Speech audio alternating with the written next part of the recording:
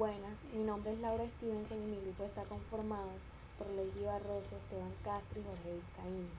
El día de hoy les hablaremos acerca del comportamiento y los determinantes del tipo de cambio en base al artículo Enfoque monetario de la determinación del tipo de cambio, de los autores Francisco Roch y Leandro Tau. Comenzaré dándoles una breve introducción de lo que se explicará a lo largo de nuestra exposición. Primordialmente es importante recordar que el tipo de cambio es el encargado de reflejar la relación a la que una moneda de un país se intercambia por la moneda de otro. Hay distintos trabajos que nos muestran la hipótesis de que el tipo de cambio está determinado por variables macroeconómicas cuantitativas y que se pueden predecir hasta cierto punto. El interés para adentrarse a estudiar los determinantes de las variaciones que existen en el tipo de cambio surgió al ver el cambio a través del tiempo de las cosas que disfrutamos hacer desde el punto de vista monetario. Por ejemplo, un viaje que hace 10 años nos costó mucho menos que lo que nos costaría hacerlo en la actualidad. Esto despertó la necesidad de conocer por qué el precio de una moneda en función de otra cambia. Este trabajo busca analizar de manera individual los determinantes del tipo de cambio, pero además también busca demostrar de que el tipo de cambio del futuro se puede predecir en base al del periodo actual y a los valores esperados de la oferta monetaria, tasas de interés y productos. Esto buscando realizar un modelo que explique las variaciones del tipo de cambio nominal de las monedas más importantes en circulación en la actualidad. Seguimos con la metodología utilizada. Primero fueron escogidas las variables que según la literatura fueran significativas para ser determinantes del PC. La literatura utilizada fue en materia de economías abiertas y sus variables fundamentales. Luego se decidió adoptar un enfoque monetario, en lo que se espera que los principales determinantes del tipo de cambio entre dos países sean la oferta monetaria de ambos, el tamaño de sus productos y las tasas de interés de cada uno. Luego, la elección de las variables independientes. Se eligen estas variables que formarán parte de la regresión que buscará modelos que reúnan las siguientes características.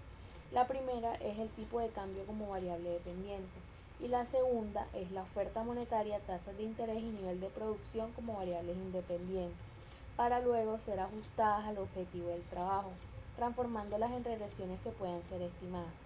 Para, las variables necesarias se tomarán de la base de datos de Estados Unidos, Japón, Alemania y la Unión Europea, desde 1960 hasta la actualidad. Las series serán trimestrales y fueron obtenidas del International Financial Statistics. Dentro de este enfoque monetario de la determinación del tipo de cambio, hablaremos de dos modelos. Uno, el tipo de cambio determinado por el modelo de la teoría cuantitativa y dos, el tipo de cambio determinado por el modelo de la demanda de Kagan. En este primer modelo, lo que se quiere dar a entender es la relación que tiene el dinero de la economía y el movimiento que éste representa en los niveles de precio, en donde la encabeza la ecuación denominada ecuación de intercambio de Freezer, donde M por B es igual a P por Y, en donde M representa a la oferta de dinero, B representa la velocidad de circulación del dinero, P representa pues los niveles de precios y Y el ingreso nominal de la economía. Teniendo en cuenta esta ecuación de intercambio, al despejarla nos encontramos con una oferta de saldo nominales, la cual representa un coeficiente de monetización en la economía, dado que K es igual a la inversa de la velocidad de la circulación del dinero. A este modelo también se le incorpora la paridad del poder adquisitivo, que es una teoría de la determinación del tipo de cambio. En esta teoría se afirma que el tipo de cambio entre dos monedas en cualquier periodo de tiempo pues está determinada por el cambio en los niveles de precio relativos a los países. Despejando las ecuaciones anteriores y juntando sus resultados, obtenemos el valor de tipo de cambio como una función de la oferta monetaria nominal pues de los países. Sus coeficientes de monetización y sus productos son respectivamente en cuanto a la ecuación observada. Aplicándole el logaritmo a la ecuación dada en versión de la teoría cuantitativa de Pfizer, lo que podemos observar es que la variable K o la inversa de la velocidad de circulación del dinero depende de los arreglos institucionales que rodean el proceso transaccional. tales como las prácticas predictivas y la calidad de las comunicaciones. Hipótesis de comportamiento. Estos son los comportamientos esperados de las variables del modelo. Para ambos modelos se espera, primero, que el coeficiente de la diferencia de logaritmos de las ofertas monetarias sea positivo, dado que si el tipo de cambio está definido como dólares-yen, un incremento en la oferta monetaria de Estados Unidos produce una depreciación del tipo de cambio, debido a que ahora hay más dólares en circulación por cada yen existente. De la misma forma, si ahora es Japón quien aumenta su oferta monetaria, se generará una apreciación del tipo de cambio. Segundo, el coeficiente de la diferencia de logaritmos de los productos será positivo. Esto se debe a que un incremento en el producto de Japón incrementa la demanda de dinero en ese país. Esto se traduce en un aumento de la tasa de interés japonesa. Al aumentar el ingreso de capitales en Japón, es decir, fuga de capitales de Estados Unidos, se deprecia el tipo de cambio. Tercero, el coeficiente que acompaña el tipo de cambio rezagado, un periodo sea positivo y menor a 1. El motivo es que el coeficiente de expectativas adaptivas es mayor a 0 y menor a 1.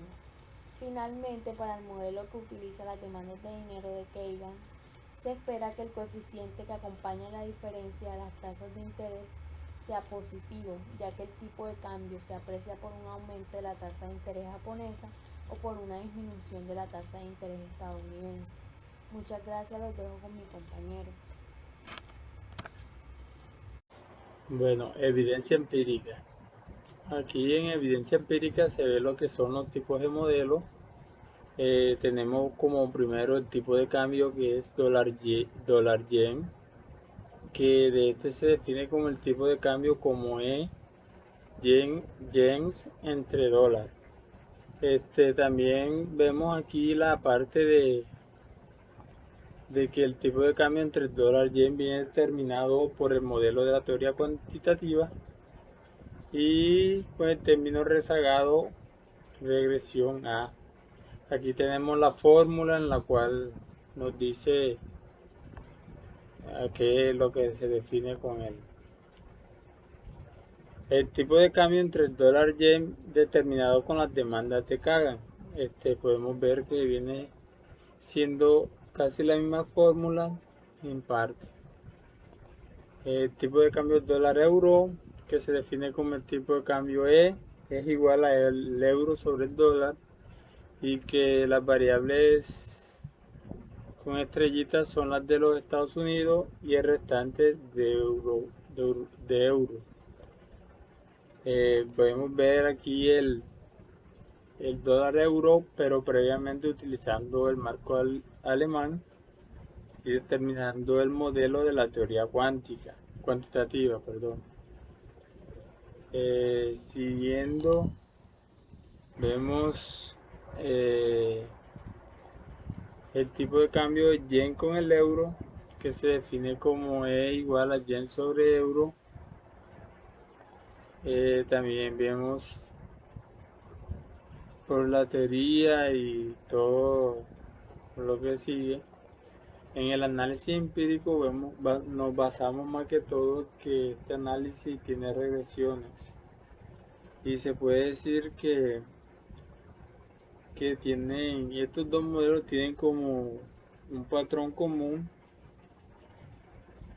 cuando se excluye un tipo de cambio rezagado en un periodo.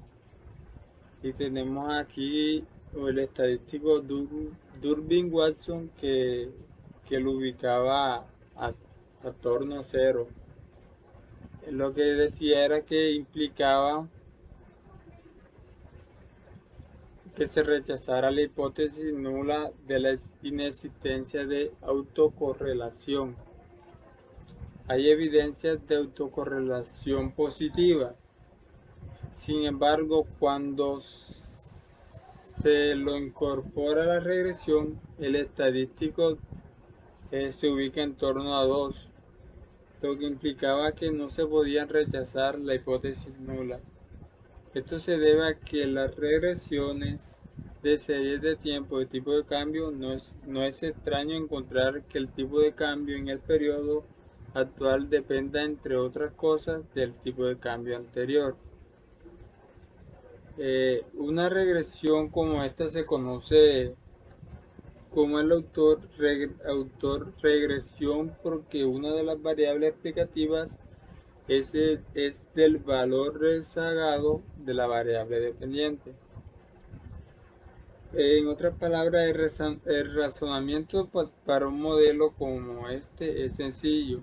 El tipo de cambio no va a variar bruscamente, a excepción de un shock macroeconómico que pueda pasar, ya sea extraordinario. Ahora, si se ignora el término rezagado en la ecuación, el término error resulta el término de error resultante reflejaría lo que viene siendo un patrón sistemático debido a que la influencia del tipo de cambio rezagado sobre el tipo de cambio actual. Como consecuencia de esto se descartan el análisis de las versiones de los modelos que no contienen en sus ecuaciones como variables explicativas de tipo de cambio rezagado. Las regresiones realizadas para cada combinación de monedas tenemos que con el dólar yen, el dólar euro y el euro yen, ellos arrojaron un porcentaje en R cuadrado que viene siendo de 99%, 98% y 89% respectivamente, tanto para el modelo de Kagan como para el de la teoría cuantitativa. Es decir, que ambos modelos tuvieron una buena bondad de ajustes cuanto a poder explicativo sobre las variaciones del tipo de cambio. Por otra parte, en ambos modelos hubo regresiones donde todas las variables explicativas fueron significativas al 95% de nivel de confianza y otras donde algunas de ellas no lo fueron al mismo nivel de confianza.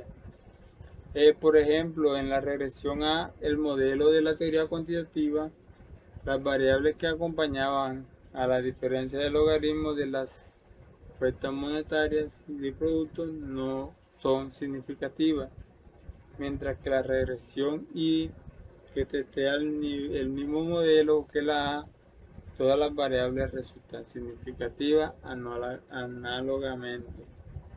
En la regresión C, que es el modelo de Kagan, solo los coeficientes de la diferencia de tasas de interés y del tipo de cambio rezagado resultan significativas, mientras que en la regresión G todas las variables explicativas lo fueron. Por lo tanto, se necesita algún criterio adicional para elegir el modelo ajuste mejor para este trabajo.